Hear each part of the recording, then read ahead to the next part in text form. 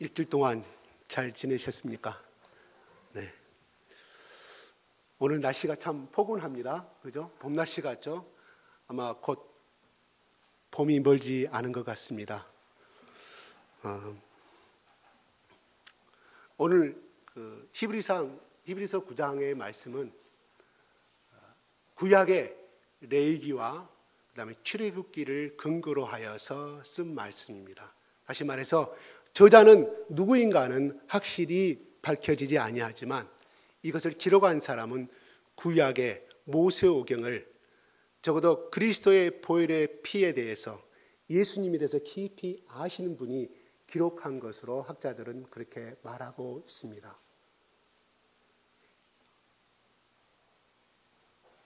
오늘 본문 말씀을 제가 아웃라인 설명한다면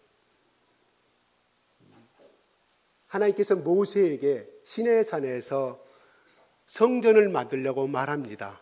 장막으로 된 성전을 광야에 이동할 수가 있겠죠. 그래서 성소와 지성소를 만들고 그래서 모세에게 하나님께서 보여주시고 그 크기와 치수대로 모세에게 만들라고 하여서 만들어진 것이 그 당시에 출애굽 당시에 광야 생활할 때 만들어진 성전입니다. 왜 하나님께서 모세를 통하여 이스라엘 백성들에게 그렇게 성전을 만들려고 하셨냐면은 첫째는 그들이 하나님의 말씀을 깨달아 알아서 거룩한 백성이 되게 하는 목적이 있고, 두 번째는 그들이 하나님을 보지 못함으로 인하여 하나님이 어떻게 생겼는지 알지 못함으로 인하여 상징적으로 지성소에 하나님께서 불과 기름기둥으로 나타나셔서 하나님의 인지하심을 보여주기 위함이 있고요. 세 번째는 결국은 무엇을 의미하느냐면 너희 인간들아, 너희 이스라엘 백성들아, 너희들이 죄를 지을 때마다 짐승과 항소와 염소와 비둘기 피를 바치고 있지만 이거는 영원한 속죄를 이루지 못한 다만 일시적인 것이요, 죄를 지을 때마다 지내야 할 제사의식일 뿐이지 온전한 너희들의 죄를 덮지 못하고 용서받지 못한다.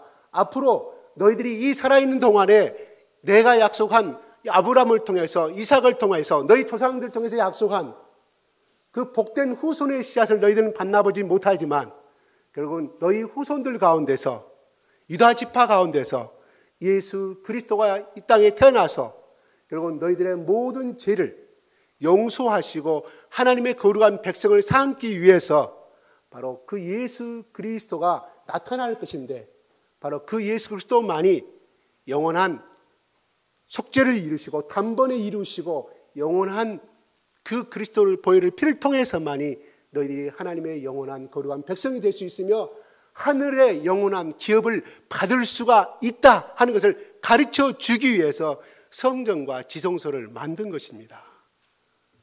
그러나 예수님이 이 땅에 내려오셔서, 예수님이 이 땅에 2000년 전에 오셨을 때도 역시 그들은 예루살렘의 성전에서 죄를 지을 때마다 번제와 제사를 드리고, 대제사장은 황소를 드렸습니다. 1년에 한 번씩 거기에 지성소에 들어갈 수 있는 권한은 대제사장밖에 없었습니다.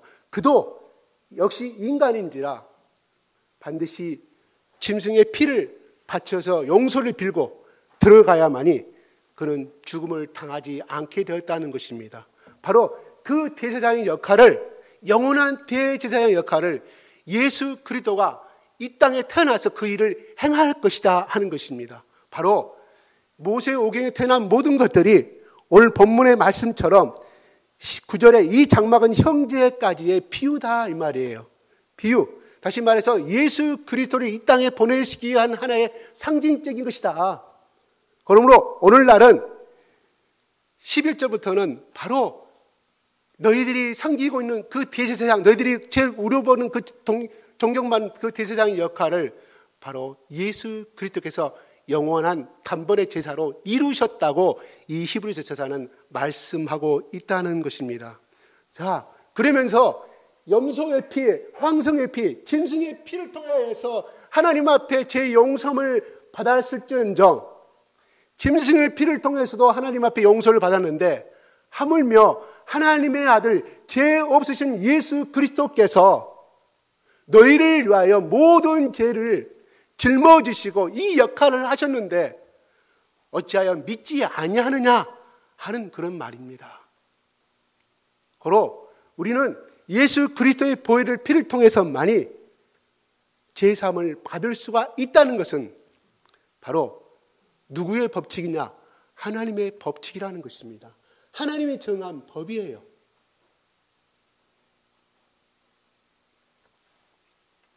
우리는 부모가 자식을 위해서 대신해서 죽을 수는 있지만 자식이 부모를 대신해서 죽었다는 이야기는 들어본 적이 없습니다. 또한 전라북도 임실에 이런 이야기가 나오죠. 그래서 그 지방은 임실의 그 어느 지방에 가면은 개 비가 이렇게 세워져 있는데 절대 그 지방 사람들은 개고기를 먹지 아니한다고 합니다. 왜? 실화이기 때문에. 주인이 술 취해서 산속에 잠이 들었는데 그가 불이 붙어가지고 죽어가는데 개가 끊임없이 앞에 있는 물에 빠져가지고 몸을 이렇게 적셔가지고 그 주인을 살리고 주인이 깨어나서 보니까 그 개는 죽어 있더라는 것이죠. 참 숭고한 삶입니다. 우리 인간보다 더 나아요. 인간은 사람을 배반하지만 개는 자기 주인을 향해 절대 배반하지 아니합니다. 끝까지 죽음을 목숨을 다해서 행하는 것이 짐승 중에 개입니다. 우리 그런 많이 영화 보지 않아요? 얼마나 감동적인. 또 일본의 시바현의 그 시바라는 개, 그 사실 진실도 나온 비슷한 이야기가 나옵니다. 이렇듯 개는 충실한 개입니다. 주인을 채쓴 주인에게 목숨을 다해서 충성을 다하는 것이 우리 인간은 가장 밀접한 개인 것입니다. 자, 개 이야기가 나왔는데, 자, 우리가 예수 그리스도의 보혈을 피를 통하여서 용서함을 받았다고 하면 바로 우리의 주인은 누구냐면 바로 하나님이시요 우리와 상기할 때는 아버지라는 것입니다. 주 안에서 부모를 공경하라는 말은 바로 하나님께서 세우신 아버지가 그 집안의 제사장이기 때문에 자식들아 바로 축복의 그릇이 너희 아버지를 통해서 너에게 이루어지고 너를 통하여서 너희 후손에게 이루어지는 가정의 질서를 하나님께서 세워주셨기 때문에 주 안에서 공경하라고 십계명에 말씀하고 있다는 것입니다. 유교에서 말하는 효도하고 기독교에서 말하는 부모에게 공경하는 말은 근본적으로 다릅니다. 자, 그러면 우리가 예수 그리스도의 보혈을 피를 통하여서 우리가 죄사함을 입었고 죄 용서함을 입고 하나님의 자녀가 되었습니다. 우리가 미국 시민권을 따려고 미국에 가서 일정한 그들이 정한 미국의 법이 미국의 대통령이 정한 법률에 따라서 이행을 해야 하마니 영주권이 나오고 시민권이 나옵니다. 또 마찬가지로 타국의 사람들이 한국에 와서 한국의 영주권과 한국의 국적을 얻기 위해서는 우리 한국의 대통령이 정한 그 법률에 따라서 행해야만이 국적을 취득할 수가 있다 하는 것입니다. 마찬가지로 하나님은 우리의 온 인류를 창조하셨고 온 지구를 창조하셨고 우주를 창조하셨는데 그 주인 하나님께서 우리에게 정한 법이 있다는 거예요. 그 법은 하나님이 일방적으로 독재자인 뜻을 정한 것이 아니라 우리에게 가장 행복하고 우리에게 어찌하면 기쁘고 이 세상에 살아가면서 이 땅의 부모 배를 통해서 태어나는 그 순간부터 죽을 때까지 어떻게 하면 이 인간들에게 이 자식들에게 행복과 기쁨을 줄 수 있는가를 하나님이 고심하고 또 고심하고 생각한 것이 바로 예수 그리스도의 보혈의 피라는 것입니다. 하나님이 괜히 정한 것이 아니라는 거예요. 그것을 통해서만이 너희가 참 평안과 영생과 이 땅에 저주받은 이 세상에서 저주가 행복으로 변하고 멸망이 참 소망으로 변하는 그 능력이 있기 때문에 하나님이 예수 그리스도의 보혈의 피를 통해서만이 너희들이 제사함을 받을 수 있다고 말씀한 것입니다. 그러면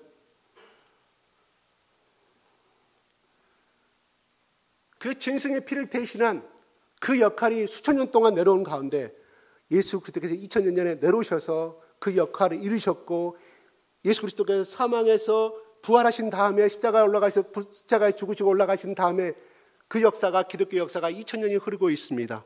얼마나 많은 사람들이 이 예수 그리스도를 믿음으로 말미암아 죄악에서 소망을 얻게 되고 멸망의 자식에서 하나님의 사랑하는 자식으로 변했는지를, 또 그 인생이 얼마나 자존감이 있고 가치 있는 인생으로 변했는지는 우리는 수많은 책을 통하여서, 성경을 통해서 뿐만 아니라 주위에 듣는 이야기, 또한 우리가 현재 살아가고 있으면서 주위에 일어난 이야기를 통해서 우리는 하나님을 믿는 인생이 얼마나 복된 인생으로 바꿔져 가고 있는가를 우리는 보고 듣고 있다는 사실입니다.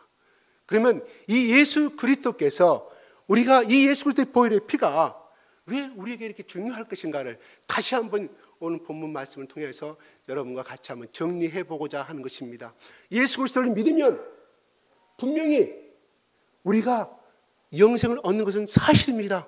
천국의 백성이 된 것은 사실입니다. 천국 가는 것은 사실입니다. 왜? 하나님이 그렇게 정해줬기 때문입니다.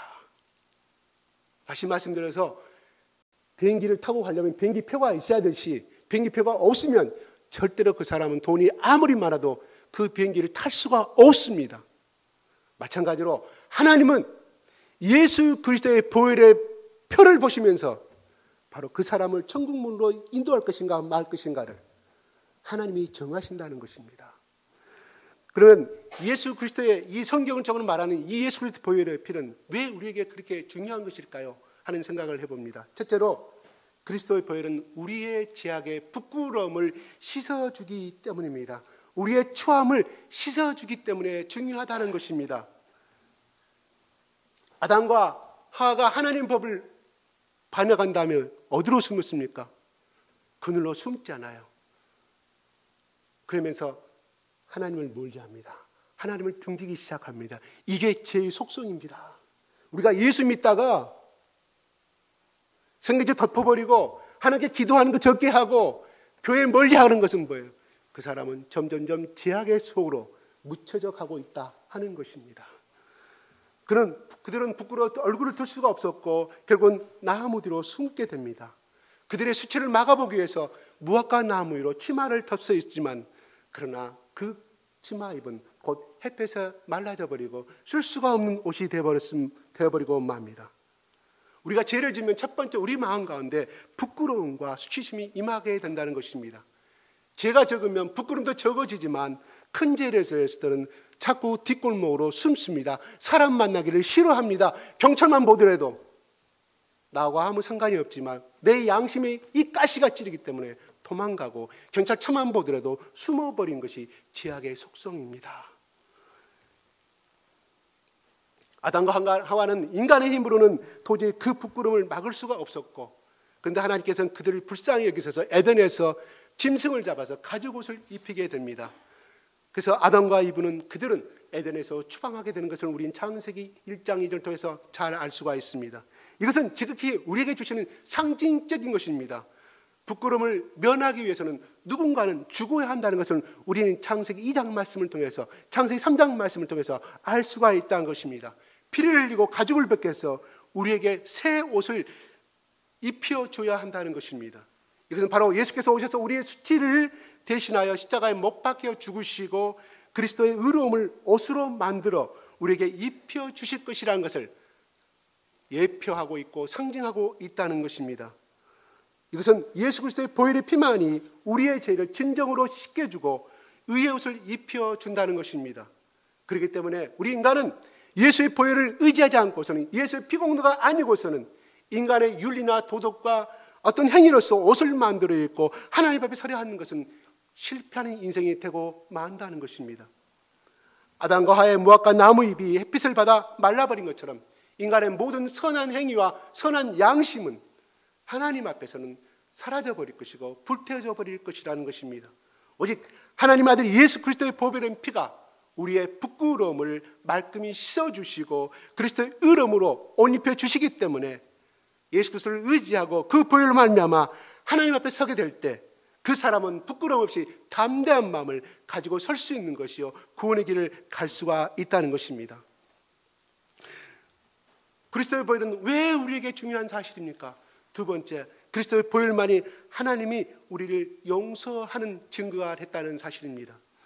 의는 빛과 같고 죄는 어둠과 같습니다. 죄는 하나님을 대적합니다. 어둠이 오면 빛은 사라져야 정당합니다. 빛이 오면 어둠은 사라져야 정당한 것입니다. 그러므로 하나님과 죄는 절대 갈취할 수가 없다는 것입니다. 하나님은 죄를 무섭게 심판하십니다. 죄의 사망의 대가는 사망, 죄의 대가는 사망이라고 분명히 말합니다. 죄의 값은 사망이라고 말합니다. 죄를 지은 영혼은 반드시 죽으리라고 하나님은 우리에게 말씀하고 있습니다. 요한계시록 21장 9절에 보게 되면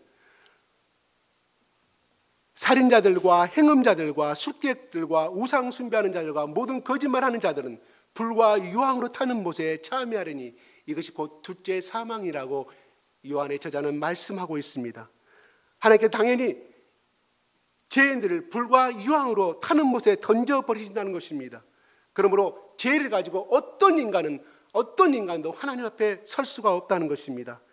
이 죄를 유일하게 씻어주시고 죄전자들이 하나님 앞에 용서함을 받을 수 있는 길은 오직 예수 그리스도의 보혈의 십자가밖에 없는 줄로 믿습니다.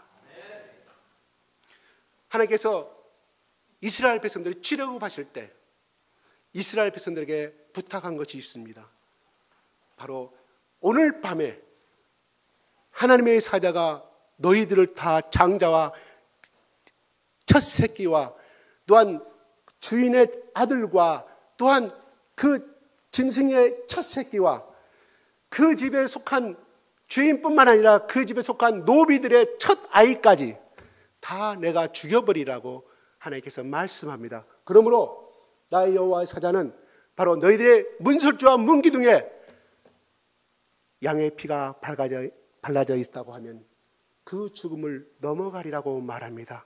그래서 우리는 그를 유월절이라고 말합니다. 영어로 패스오버, 지나간다는 거예요. 무엇이? 죽음이 지나간다는 것입니다. 그 집안에 죽음을 임하지 않고 생명이 임한다는 것입니다.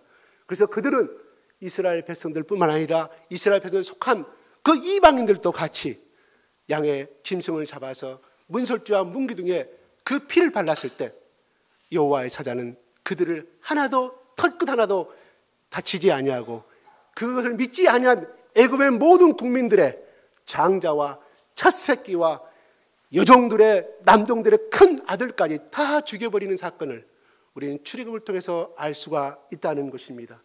바로 하나님은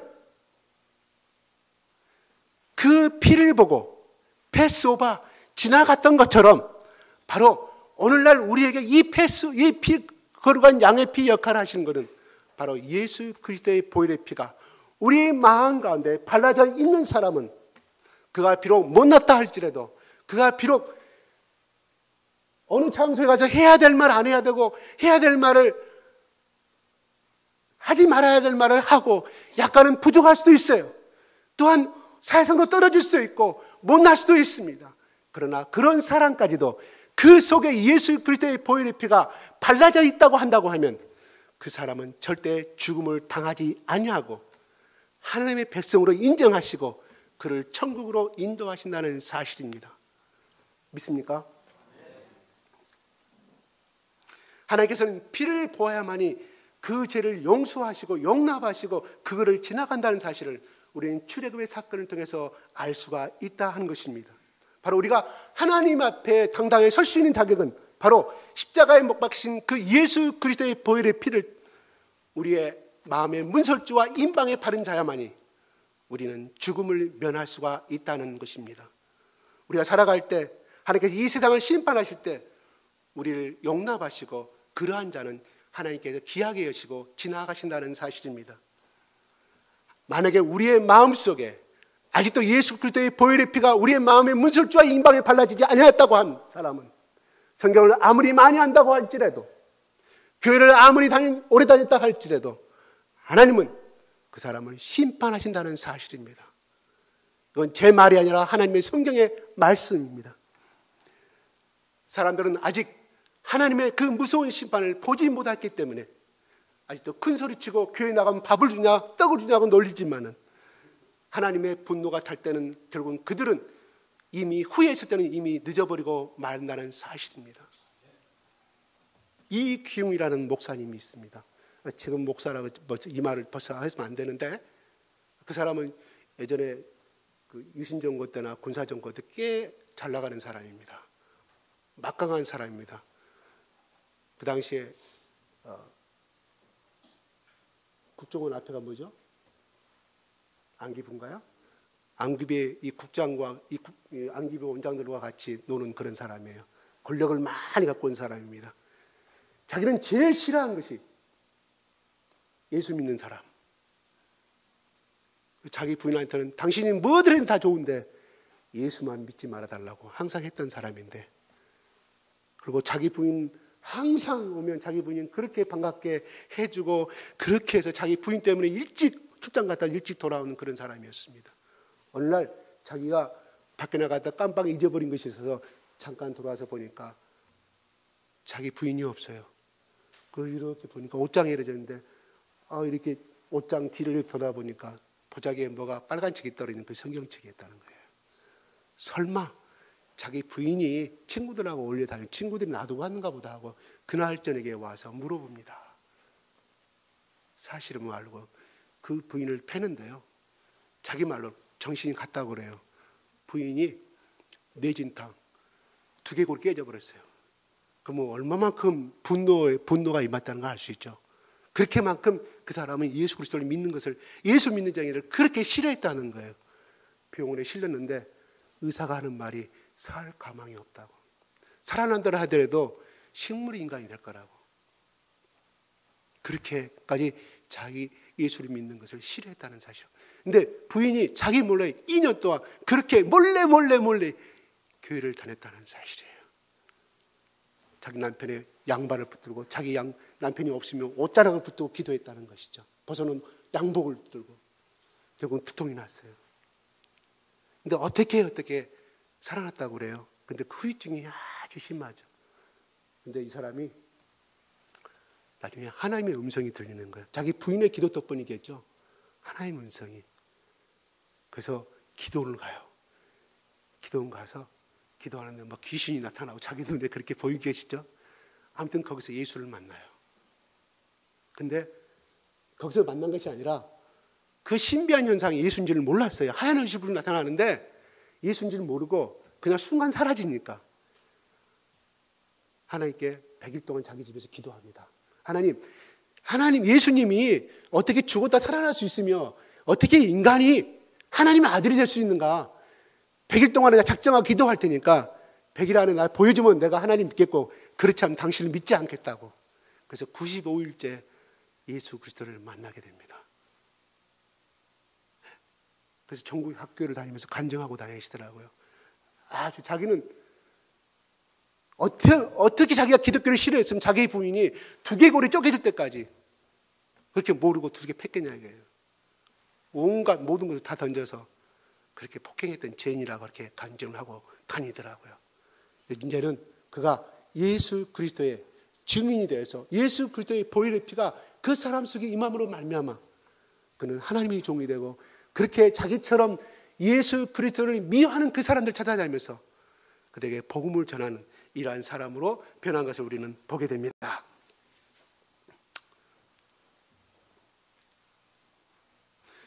아무튼 우리는 예수 그리스도께서 이 세상에 다시 올 때 우리는 심판을 받게 될 것입니다. 이 심판으로부터 우리를 구원으로 옮길 수 있는 유일한 조건은 예수 그리스도의 보배로운 십자가의 보혈밖에 없는 줄로 믿습니다. 예수 그리스도의 보혈의 피가 왜 우리에게 중요합니까? 세 번째로, 그리스도의 보혈은 내게 자존감을 높여주기 때문입니다.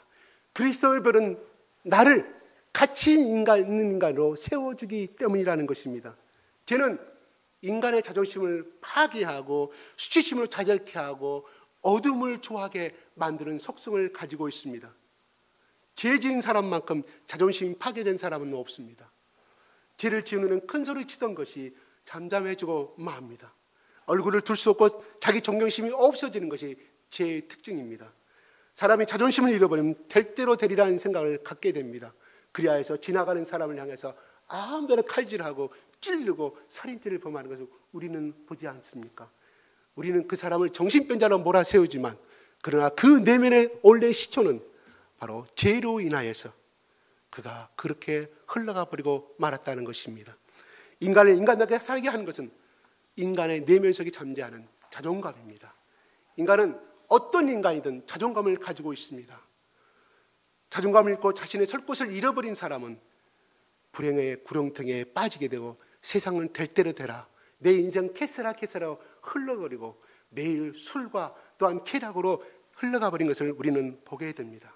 바로 인간이 이런 흉악한 일을 서슴지 않고 행하는 이유는 바로 그 속에 자존감을 잃은 마음의 극단의 불행이 다가오기 때문이라는 것입니다. 사람을 사람답게 하기 위해서는 인간답게 살 수 있도록 해주는 자존감을 인정해 줘야 한다고 말합니다.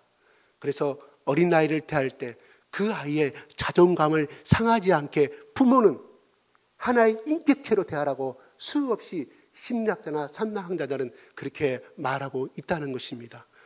비록 3살, 4살밖에 안 먹었지만 인간보다는, 부모보다는 덜 미숙하고 더 미숙하지만 그러나 하나님께서 그 사람에게 주신 자존감이 있다는 거예요. 그 자존감이 상했을 때는 그 아이가 나중에 커서, 지금은 힘이 없어서 부모 앞에 큰 소리 못 치지만 그가 사춘기가 되고 대학생이 더 어린이 되면 부모보다 힘이 더 강해지니까 그때는 부모에게 끝없이 반항하고 끝없이 빗나간 길로 가게 되어버린 것은 우리는 보게 되지 않습니까? 남편이 아내의 자존심을 짓밟아버리면 아내는 반드시 반발합니다. 제 아내가 그렇습니다. 제 아내가 평상시는 아주 순종적입니다. 그러나 내가 어떤 농담을 했는데 어떤 순간에 어떤 말을 잘못해서 혀를 잘못 돌려가지고 자존감을 상하게 했으면 절대 저를 용서하지 아니합니다. 아주 이 두 호랑이의 발톱은 아니지만 그거 가지고 저한테 사과하라고 반드시 이야기합니다. 근데 제가 그런 의미로 말했으면 저는 사과를 하겠는데 그런 의미가 아니거든요. 절대 사과하지 않아요. 사과 한 번만 하면 되는데 왜 그게 하기 싫으냐고 이야기합니다. 나는 그 말을 듣고 기분이 나빴다고 하는데 왜 당신은 그걸 인정하지 않냐고. 그것을 자꾸 듣다 보니까 그 말이 맞는 것 같아요. 그래서 지금은 사과합니다. 그러나 내 속뜻은 그것이 아니었다고 이야기합니다. 아니, 사실이 아니었기 때문에. 그리고 사실일 경우는 반드시 내가 말 잘못했다 사과합니다. 마찬가지입니다. 여러분도 혹시 내 아내가 순종적이고 반찬도 잘해주고 옷도 잘 빨아주고 24시간 여러분 잘 섬겨준다고 하더라도 남편들 착각하지 마십시오. 부인들한테 자존감 상하를 하냐면 나중에 일을 갑니다. 절대 그런 것은 행하지 마십시오. 저는 지금도 한 번씩 과거가 생각나면 고백합니다. 그때 미안했어. 나는 왜 그랬을까? 미안하다고. 그렇습니다. 또 남편들도 마찬가지예요. 예절 때도 마찬가지입니다. 남편들 힘들게 밤 12시, 1시까지 일하고 잔업하고 왔는데 아내가 와서 발가지 긁고 예를 들어서 당신은 내 친구 남편 돈이 이만큼 번 당신이 버는 돈이 요만큼이라든가 내 친구 남편은 밖에 끝나고 왔는데 이렇게 해주는 당신 왜 그렇게 못하냐고 한다고 하면 남편은 어떻게 합니까? 피곤하고 지쳤어요. 모든 게 싫은 거예요. 야기가 싫고 그냥 쉬고 싶은 건 그 남편의 귀에다가 그렇게 말한다고 하면 어떤 남편이 집에 빨리 들어오고 싶었겠습니까? 남편이 참다 뭐라고 말했냐 하십니까? 그러면 그런 남편하고 살아라고.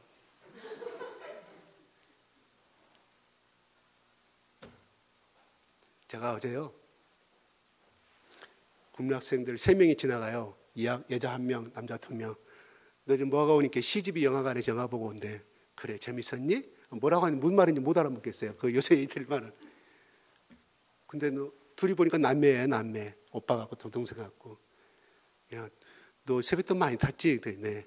너 여동생한테 좀 맛있는 거 사주고 그랬니? 아니요. 얘는 얘대로 먹고 저는 저대로 먹어요. 왜?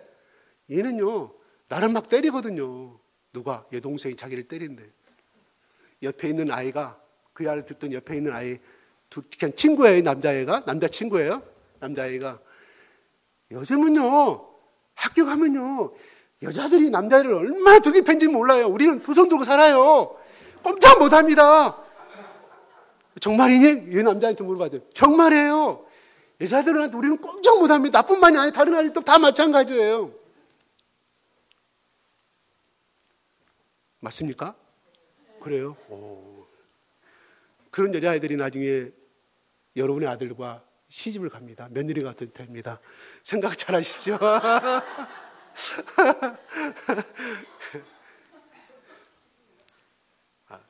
좀 심각한. 나 어제 그 이야기 처음 들었어요. 농담인 줄 알았거든요. 정말이래, 정말. 나도 맞고 사는데요. 나 학교 가면 날마다 맞고 살아요. 예, 그렇습니다. 자, 아내도 남편의 자존감을 살려주십시오. 자존감을 잃어버리면 어떻게 남자가 밖에 나가서 사업을 하고 직장에서 큰 소리 칠 수 있겠습니까? 아내한테도 인정을 못 받는데 어떻게 남편이 밖에 나가서 큰 소리 칠 수 있겠냐고요. 속은 상하지만, 너 보자 이렇게 하지만 겉으로라도 립서비스 하세요.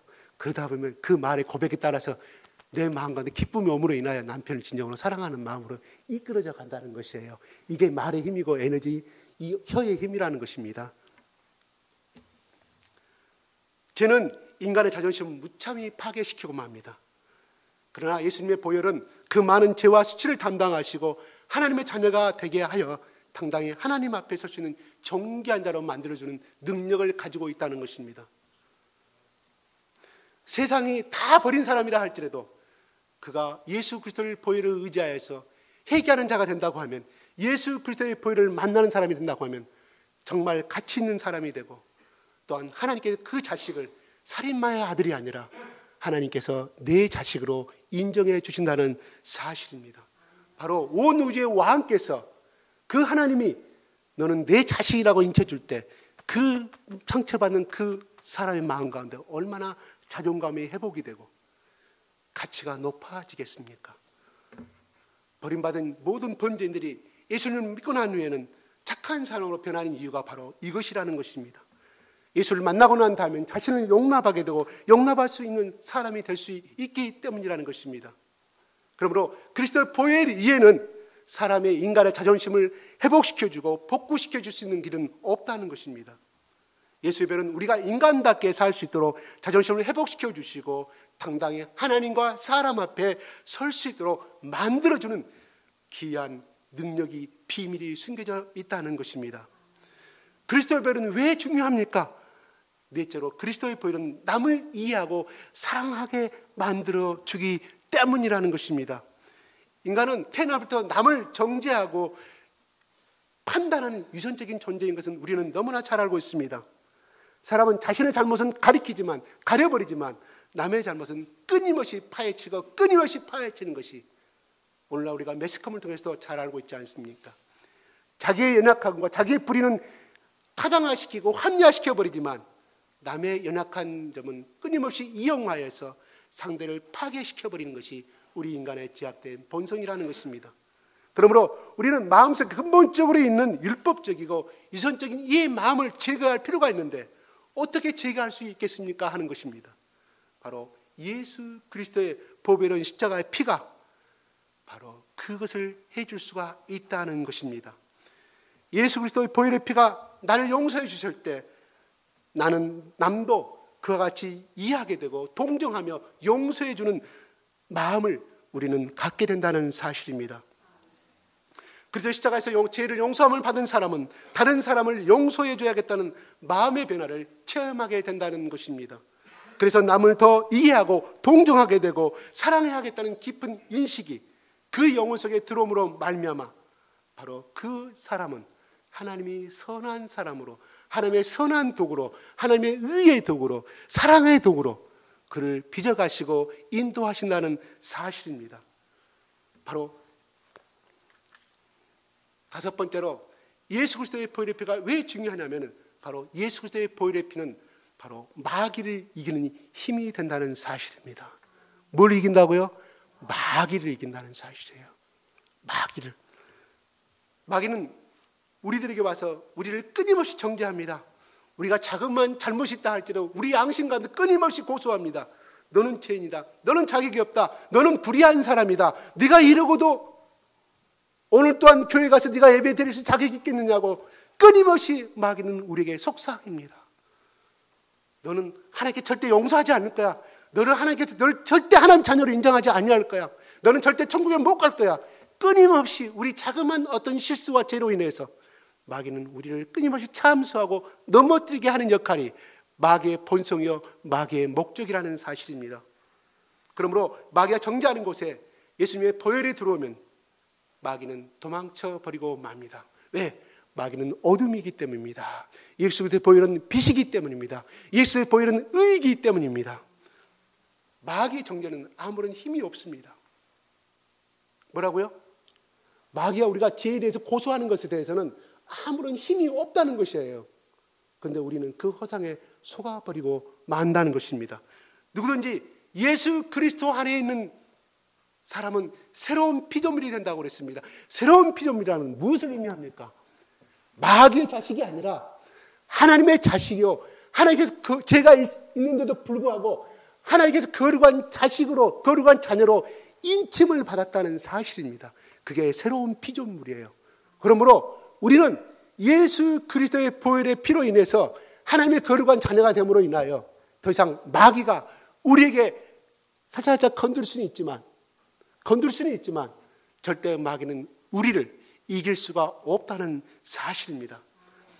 왜냐하면 그 예수 그리스도의 보혈이 우리 속에 있는 더러운 죄를 다 씻어버리고 의롭게 만들어주기 때문이라는 것입니다. 마귀는 끊임없이 우리를 억압하는 능력을 가지고 있습니다.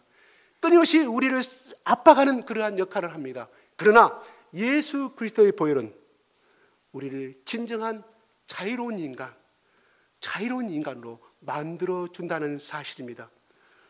마귀는 끊임없이 우리 마음 가운데 초조와 불안과 근심과 걱정 가운데 끊임없이 우리를 어떻게 할 것인가 하는 것이 끊임없이 주는 마귀의 생각입니다. 그러나 우리가 예수 그리스도 보혈은 우리 속에 들어오면 이것을 순간 싹 쓸어버리고 깨끗하게 흰 눈처럼 우리를 정결하게 만드는 능력을 가지고 있는 것이 바로 예수 그리스도의 보혈이라는 것입니다.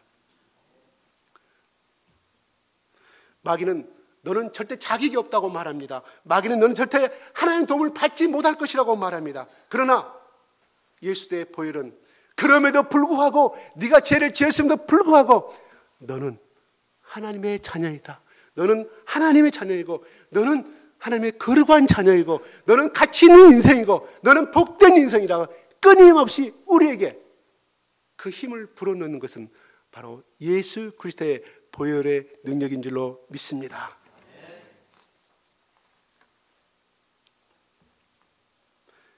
이처럼 예수 그리스도의 보혈은 우리를 자유케 하는 능력을 가지고 있습니다.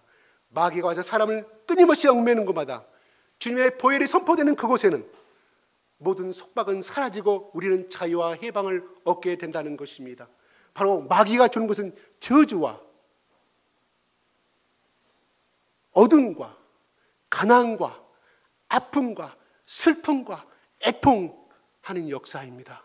우리 과거 조선시대 500년 더 지나서 고려시대를 다 올라가서 우리가 정말로 잘 지은 것이 뭡니까? 조선시대 때 바로 부모를 공경하는, 부모 죽은 다음에 제사 지내는 거.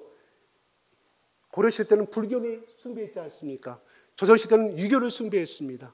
그래서 유교에는 바로 부모를 효도하라고 말합니다. 그래서 끝난 것이 아니라 죽은 다음에 조상신을 잘 모셔야만이 복을 받을 수 있고 그 후손이 잘 된다고 가르칩니다. 이게 유교의 근본적인 제사의 근본 원리입니다. 그러나 우리가 조선시대 500년 동안에 또한 고려시대 불교를 섬기는 동안에 우리나라는 얼마나 많은 침략을 당했고 얼마나 많은 압박을 당했고 얼마나 많은 자녀들이 당나라와 중국에 또한 오너라의 포로로 잡혀간 사실은 우리는 역사를 통해서 잘 알고 있지 않습니까? 부모를 그렇게 잘 섬기고 죽은 다음에 조상신도 열심히 섬겼는데 왜 그렇게 핍박받는 민족으로 흘러가 버리고 말았다는 사실입니까? 수법받는 민족. 그래서 최근엔 30년 동안 일본에 수법받는 인생이 되어버리고 만 사실을 우리는 잘 알지 않습니까? 여러분의 삼촌과 여러분의 할머니, 여러분의 작은아버지가 일본의 군대에 끌려가서 지금도 생사를 할 수 있고 어디서 죽은 사실도 모르고 있지 않습니까? 이게 우리 민족의 역사입니다. 자, 유교의 말씀대로 그렇게 제사를 잘 지내고 조상 숭배 잘하는 것이 우리나라 민족입니다. 그런데 왜 우리 민족은 그렇게 살아야 했습니까? 정치를 잘못해서, 물론 정치가 잘못한 건 사실입니다. 그러나 한 개인의 죄와 국가가 짓는 죄는 다릅니다.